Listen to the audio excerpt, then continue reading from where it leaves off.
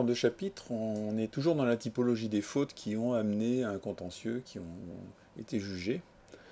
Défaut de sécurité des baignades à risque. Donc cette fois, on est dans baignade, pas piscine. Ça se passe en milieu naturel, aménagé, sécurisé, mais milieu naturel. Donc on va s'interroger sur les paramètres, les facteurs qui augmentent les risques en matière de baignade.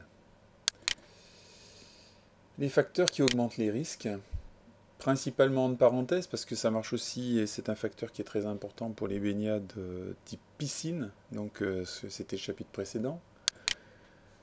Les plongeoires et toboggans,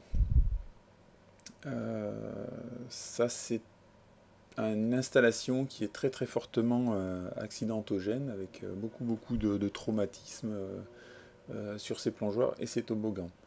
On se retrouve avec des personnes qui prennent de la vitesse. Un plongeoir, c'est sûr qu'on va tout de suite très vite quand on tombe, hein.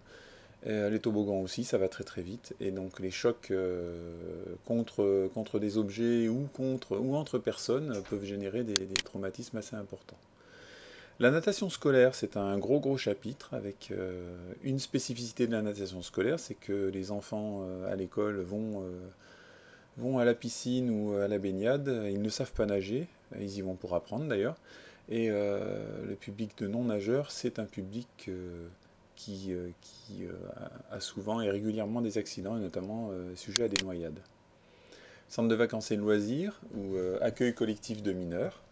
Centre de loisirs sans hébergement, les colonies de vacances, quoi, en résumé.